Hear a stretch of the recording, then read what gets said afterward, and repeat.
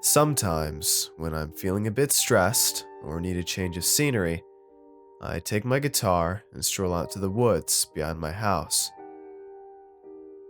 There, you can often find me perched up upon my favorite mossy rock and letting the music sweep through me and out of my Washburn acoustic. It was there I sat playing for hours after my then girlfriend Martina decided that her and I would be better suited as friends. Of course, I knew that was really a euphemism. The better friends canard always meant I'm not as into you as I am someone else. I had my suspicion. Joshua Doheny. The look on her face when I would see those two talk said a lot to me without saying anything at all, but I never brought it up to her. I didn't want to think anymore about him and her, so instead, I fled into the trees to find peace under the sun's leaf-dappled light.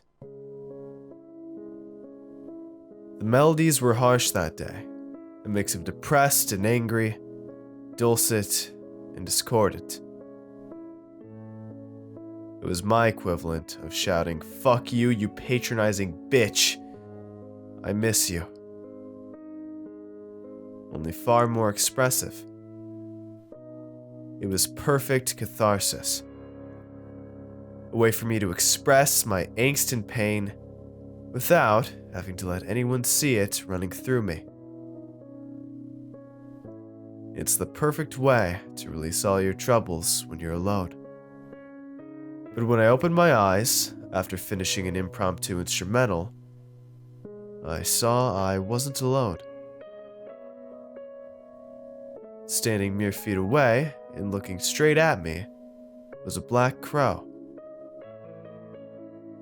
I reached in my pocket and threw it a piece of a granola bar I had taken with me. But the crow remained still, regarding me. No, watching me. Head cocked to the side with two tiny, penetrating, cold button eyes. I sat frozen under its piercing cold stare. It opened its beak and closed it, and then did it again as if it were silently mouthing words to me. Several long seconds passed with us meeting each other's gaze before it lifted its wings and took flight, deeper into the trees. It was a very bizarre moment, and more than a bit disquieting, but I had pretty much forgotten about it by the time I went to school the next day. When I made my way through the halls before first period, I had never seen so many sad-looking faces as I did that morning, all evading my eyes' contact. When I rounded the corner, my friend Zeke came up to me and threw two giant bear arms around my back and hugged me in a way he hasn't since my mother was in the hospital for a heart attack when we were 11. I patted him uncertainly. "I'm so sorry, man," Zeke said, with a voice that made clear he meant it. "About what, Z?" He broke the hug and gave me an incredulous look. "Martina." "Oh," I replied, a little bit embarrassed. "I guess everyone else knows too." I looked around and took in the avoidant faces. She gave me that friend shit about she can go fuck herself. And everyone to talk to her. Dude, she's dead. "What?" I replied with uncertain disbelief.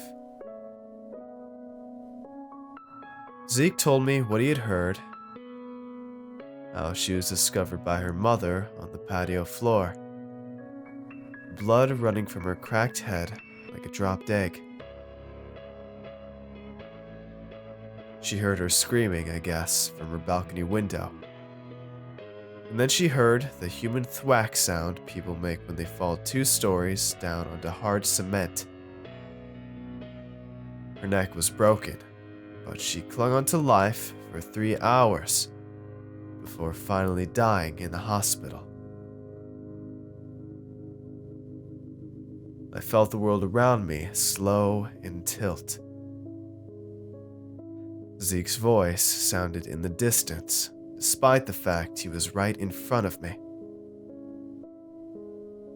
I had no words though, so I turned and lurched unbalanced towards the building's nearest exit.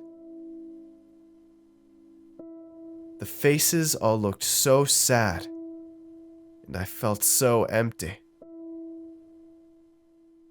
I noticed Joshua Dahany looked beyond broken up as I made my way out. I paid no mind to the crow flying overhead, following me like some cartoon rain cloud on my slow-motion walk home. When I got there, I climbed the stairs, holding onto the banister for support. I made my way to my room and fell face forward on my bed. I was sleeping almost immediately. I awoke sometime around 11 p.m. and couldn't drift back to sleep. It was a bit chilly as my window was wide open, but I was too numb to care. I was too numb to do anything like feed my rumbling stomach or wash my oily face. Instead, I reached towards the stand beside me and picked up my guitar. Sat up on my bed, I let the music fill in the void of feeling that sprawled inside of me.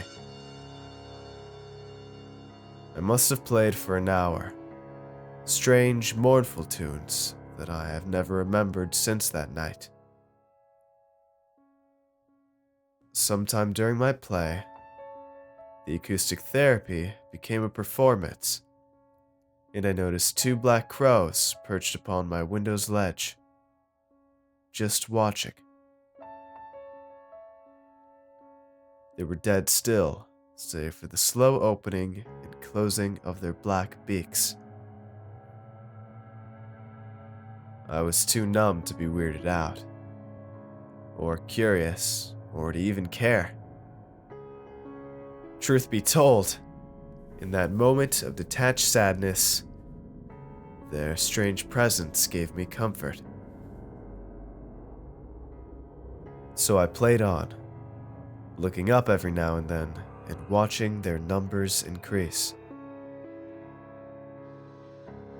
After I had played the last song of that night, I watched as one by one each flapped their dark wings and took off into the jet night, until there was only 1 crow left. It stood still and remained even when I had pulled my blankets over my shoulders and set off to find sleep once more. More information came out during the next few days at school. Martina had been seeing Joshua for the last 2 months. My heart iced over when I learned of this infidelity. Her face had been clawed prior to her fall, and black feathers were found in her hair.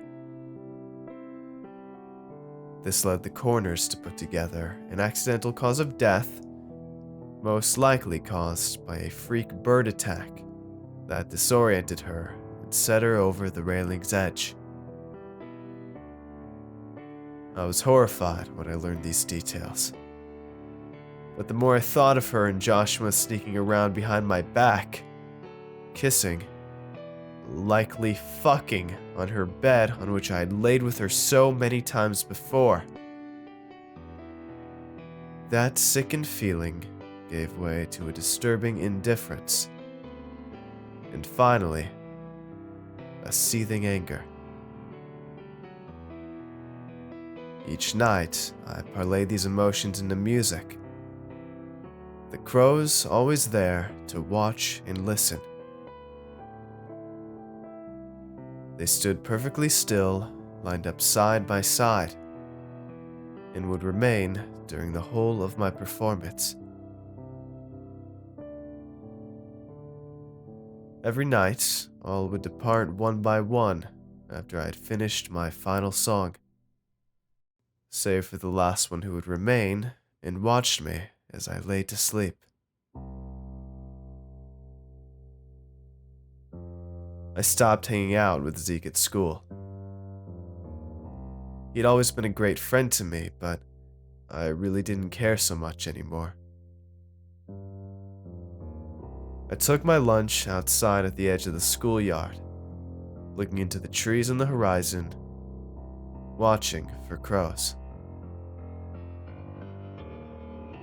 Often, I would picture Martina on her balcony ledge, as bird upon bird swooped down to gouge her face with their razor talons. I did not beckon these picture-clear thoughts. They just came. One night, I sat on my bed, guitar in hand, but I did not play. Instead, I stared at my open window and just waited. Only one crow landed on the sill. I imagined it was the same one that remained each night. The same one I met out in the woods 2 months ago. It and I stared at one another for several still minutes until I broke the silence. "Why did you kill Martina?" I asked. It just stood, unmoving and stoic. "Do you know about Joshua Dahany?" I asked it after several quiet seconds.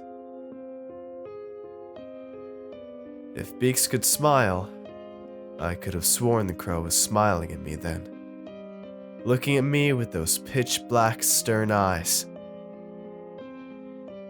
Its head cocked side to side, and beak open and closed in some strange, silent slow motion. After a minute or 2, or 10, it flew into my room and circled over my head 3 times before shooting out the window. I looked out of the opening and saw it there on the moonlit grassy blades of my backyard. It looked up at me expectantly, waiting.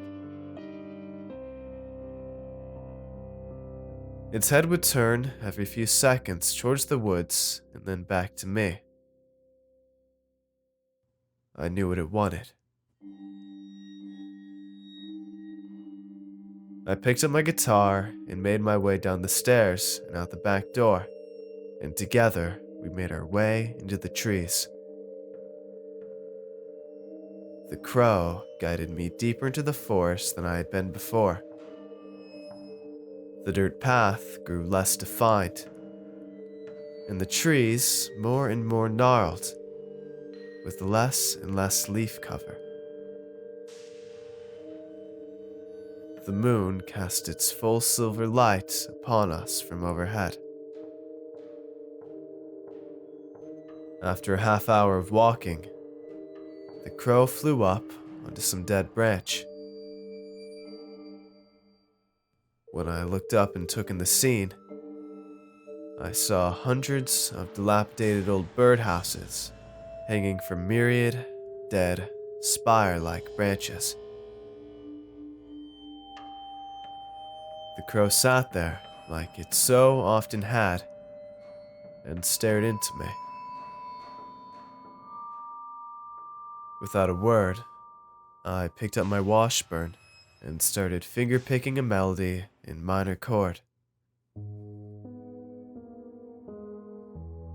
I watched as crow upon crow made their way out of those shabby birdhouses and onto the branches. Hundreds of them adorned the sickly trees and watched me play in still silence. When I finished playing, the crows lifted up with flapping back wings off the tree branches and into the night.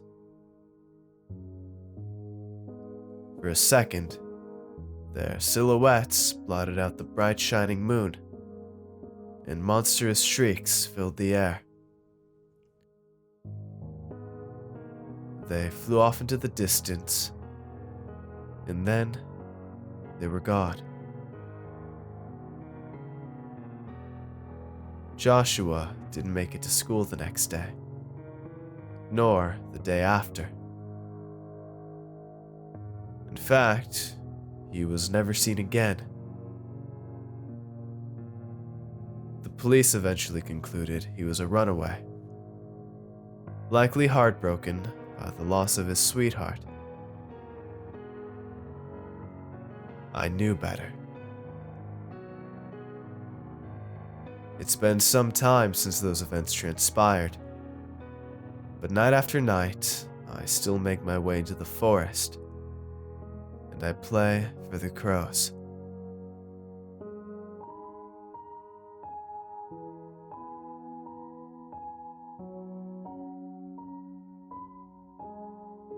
Hey everyone, I hope you enjoyed today's video.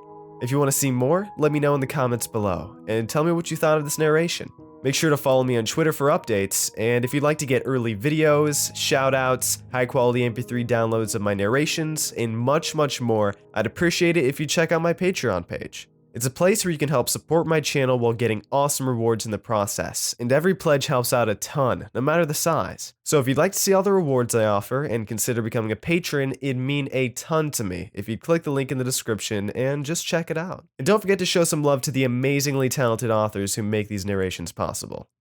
Have a good night, everybody. Cheers.